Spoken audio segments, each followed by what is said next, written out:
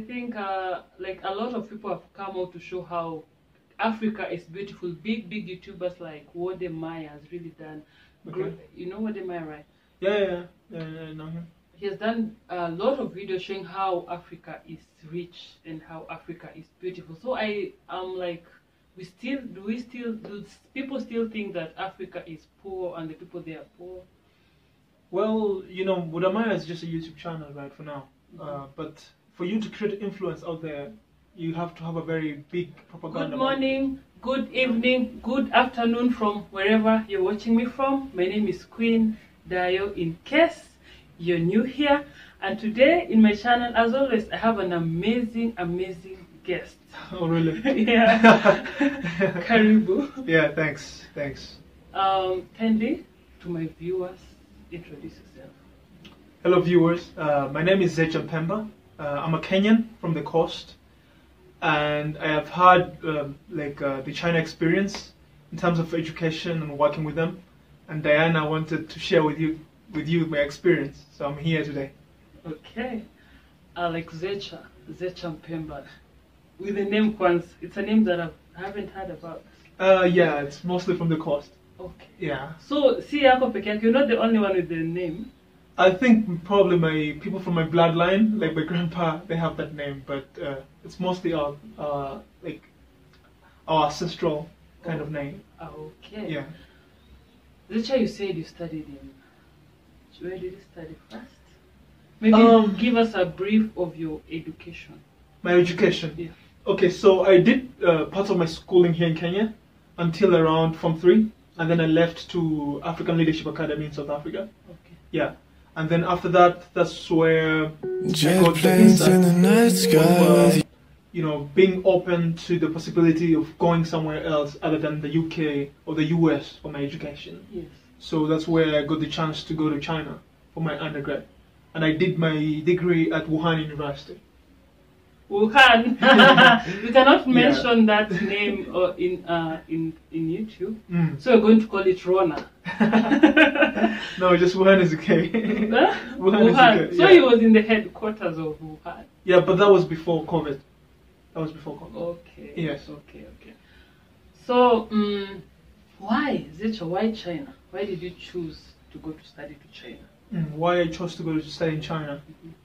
That's a very interesting question. I think that upon my graduation, I looked at the trends of what other students were doing. You know, this is something important to do if you want to stand out in the market. And most of them were going to the US, the West basically, the US or the UK, maybe Australia. So for me, I chose to go to China because China is a bit different. And at that time, we had the China-Africa relationship was growing very fast. Yeah. So it was like the opportune time for people to go there and explore what's going on in China. So that's why I chose to go to China. Yeah. And how was it like to get a visa in China, and how long did it take? The Chinese visa doesn't take so long as you have the required documents. That's the most important part. And the Chinese embassy, wow, you have your admission, paper, and then there's another paper called GTW, something like that. Mostly there's two documents because they show what school you're going to and what kind of financing. How are you going to finance your studies in China? And then from there, they get to understand who you are. Okay. So there's two things, of course, your passport and they're going to tell you do some photocopies of that. Yeah. But these are the three key documents that I needed. Okay. And for the Chinese embassy, I'm not sure about other embassies, but for the one here in Nairobi, they have a two-way kind of approach to a visa. You get the visa the normal way, and you have the visa the quick way. Okay. Yeah, the quick way is a bit expensive. You pay more, but then you get it within a day. Wow. Yeah, so if you're pressed for time, that's the best way to approach it. Yeah? Yeah. And the next one, how long does it take? The next one, maybe 2 to 3 days. How long did you get yours? I got mine after 1 day. I took the faster one because the time was running out and I needed to go to school as soon as possible. Wow. And did somebody help you to get the visa, or you did it yourself? Well, I think for me, most of my things in life, I've done it by myself, and I credit that to my boarding school upbringing, you know, it gives you the confidence to be a go-getter. So that's what happened. From applying to schools to getting the visa to going to China, I did all that by myself. Yeah. You've gotten the visa. Yeah. Now, a flight to China. How was the journey going to Wuhan?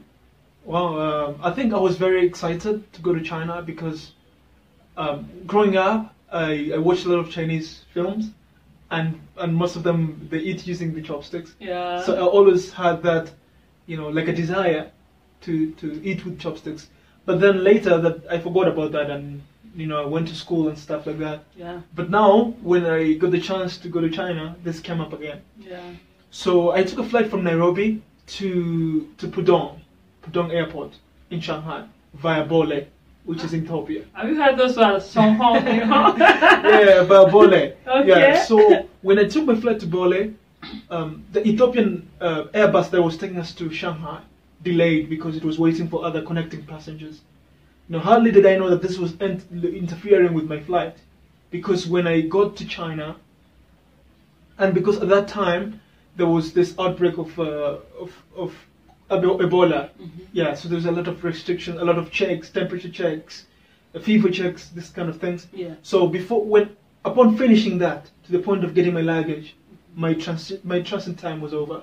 So when I reached the domestic flight to connect to Wuhan from Shanghai, they told me the gate is closed. So I had to find a way to get to Shanghai, to Wuhan. Yeah.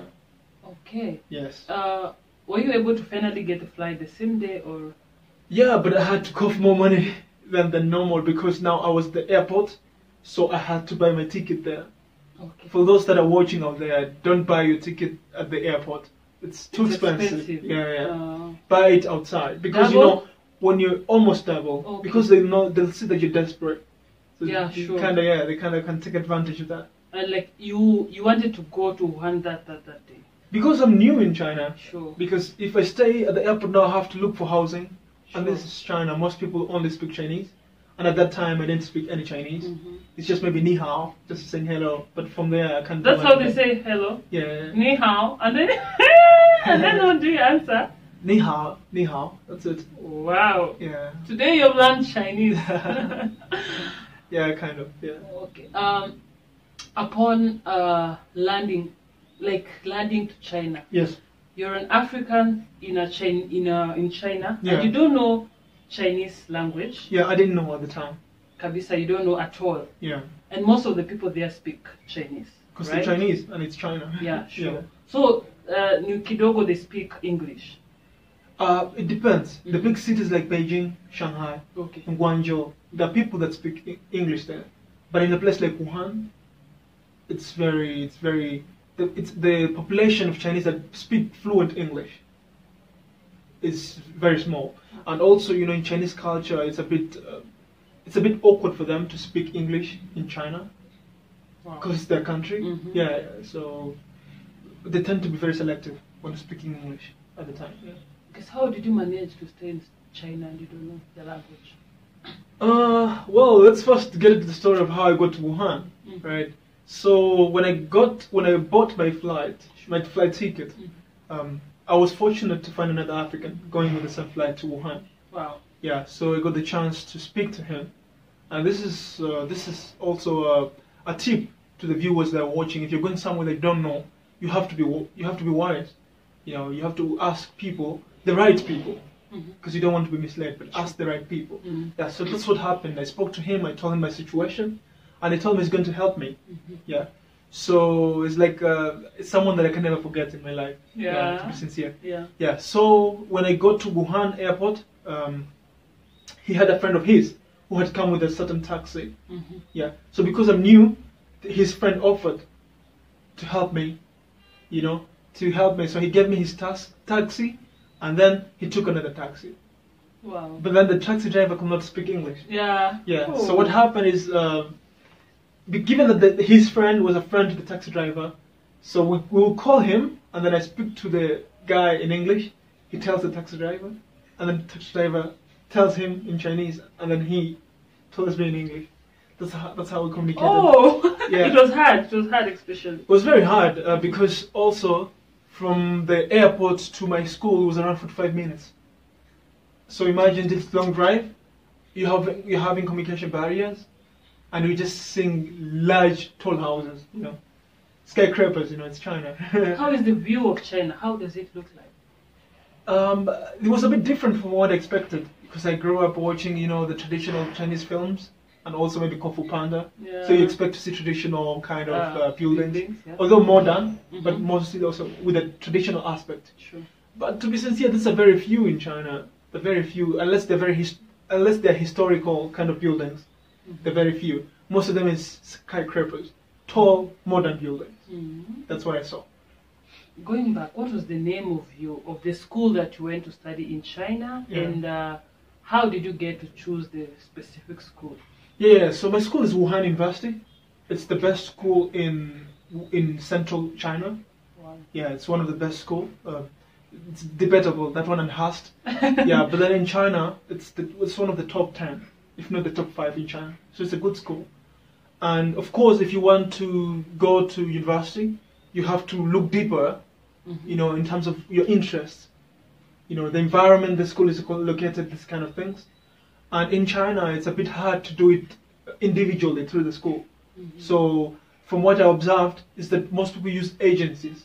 So for me, I got lucky to find this agency called Kakas. Some people call it Kukas Online. Okay. You know, they have all that information in a database. So you just go there and look at the schools and the kind of major you want, kind of fees. So depending on what you can afford and the kind of experience you want, and then you choose the school there. Okay. Yes.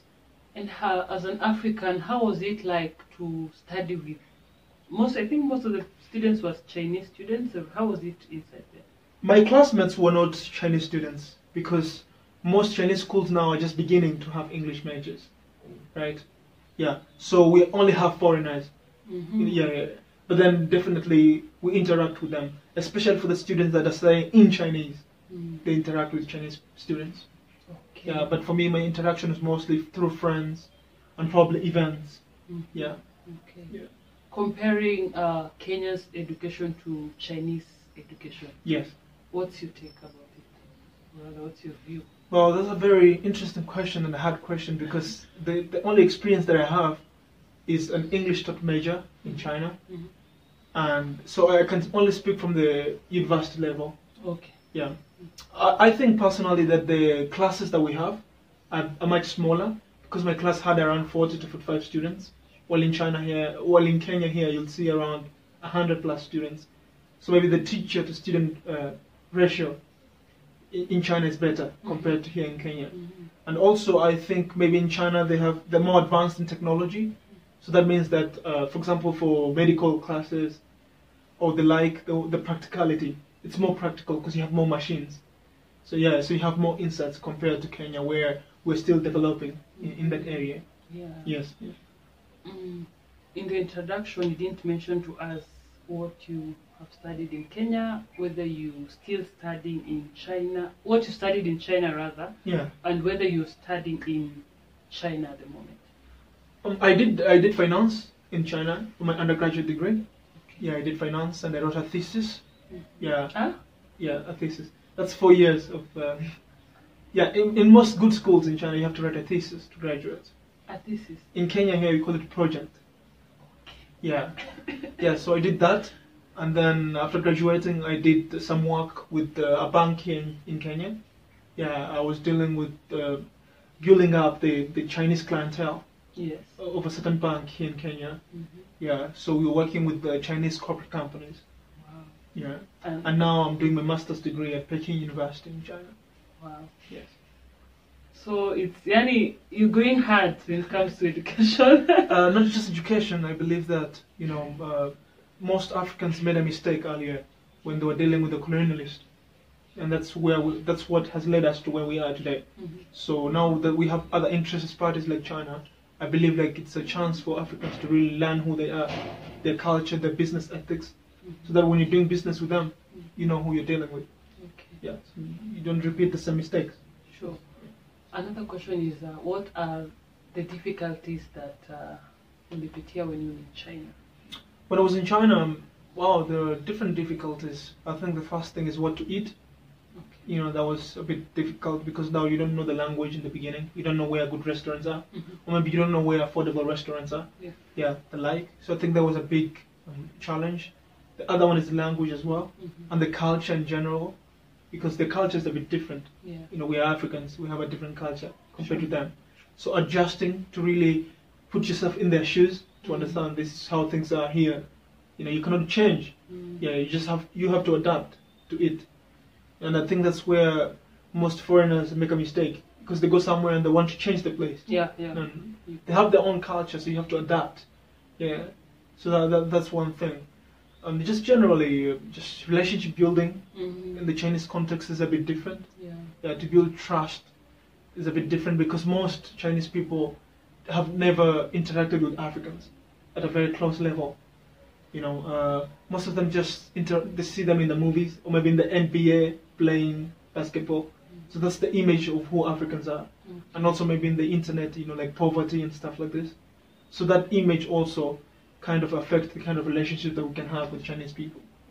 So they still see Kenya, not Kenya, like African countries to be very poor countries. But that's not only them. Even the West do that as well.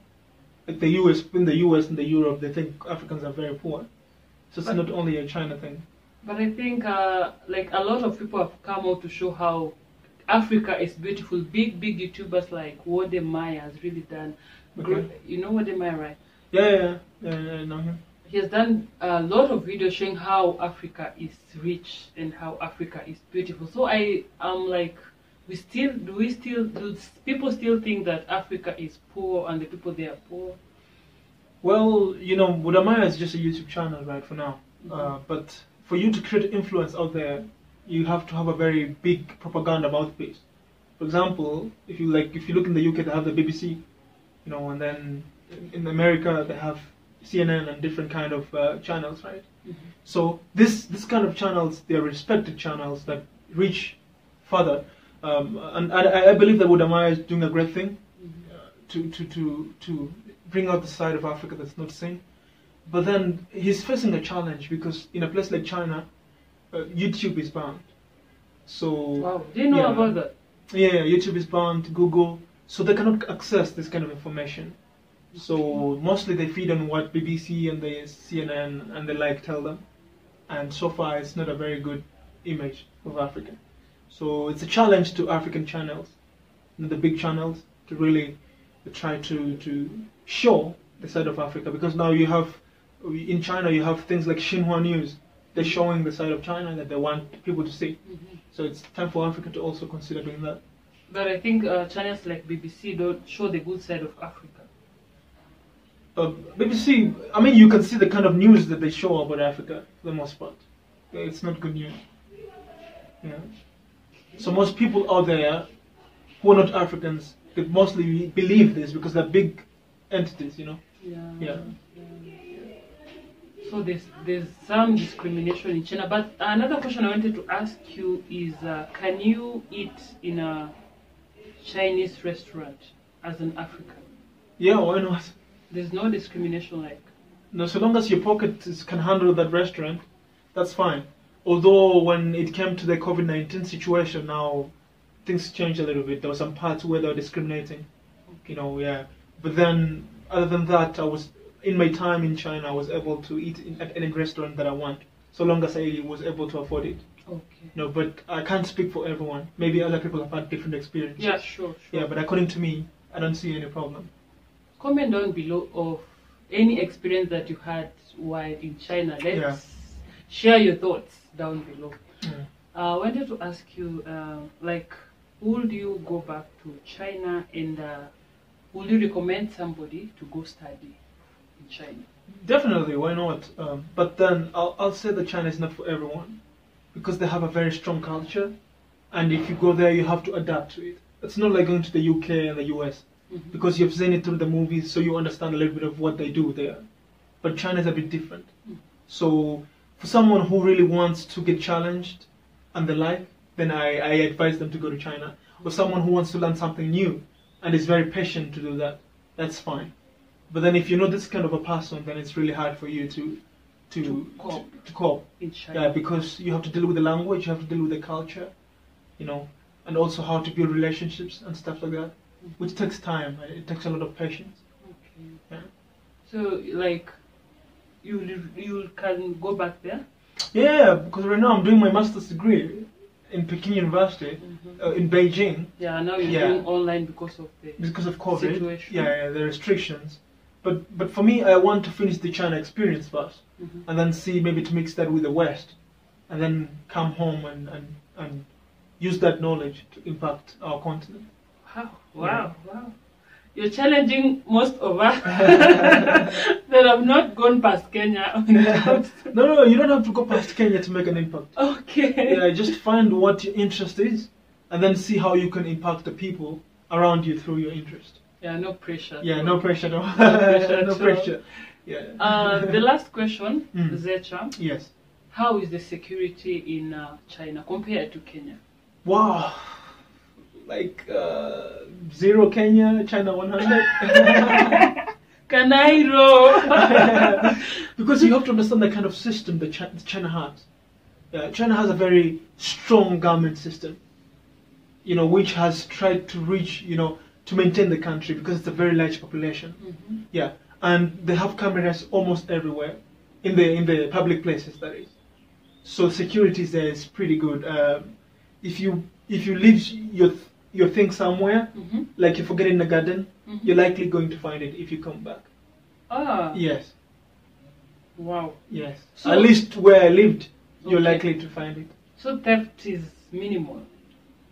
Theft is minimal. I think maybe online, maybe is where you can be scammed. Okay. Yeah. But then just physically like this, theft is very small in China. Wow. Yes. And technology, Yani, we don't need to talk about technology in China. It's I think in developing countries, I can say China is the hub of technology when it comes to developing countries. They're really aggressive to raising the China flag out there, and it's a challenge to other developing countries like Kenya as well. I believe Kenya can get there. Because it can. Yeah, Kenyans are very hardworking people. You just need to, you know, to have the right people in power who can push the right agendas. Sure. And within no time, we'll get there.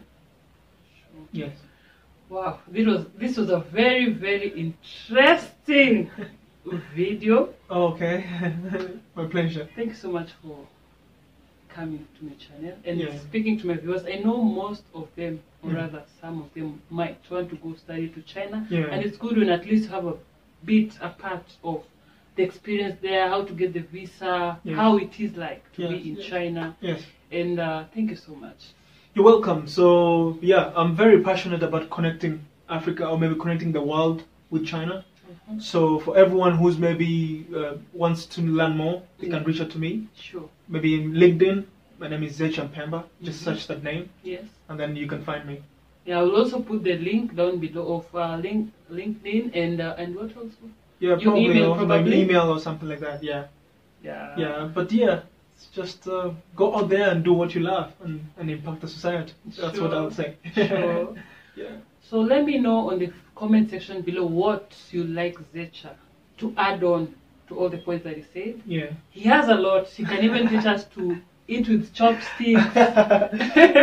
Definitely. Why not? And like you mentioned, I think I have a lot of experiences to share. Yeah. You just need to find out which one people want to know more, and then we can dive deep into that. Sure. Yeah. And also he knows Chinese. So if you want us to do a video where he's going to teach us like 20 Chinese words in translation, let me know on the comment section below.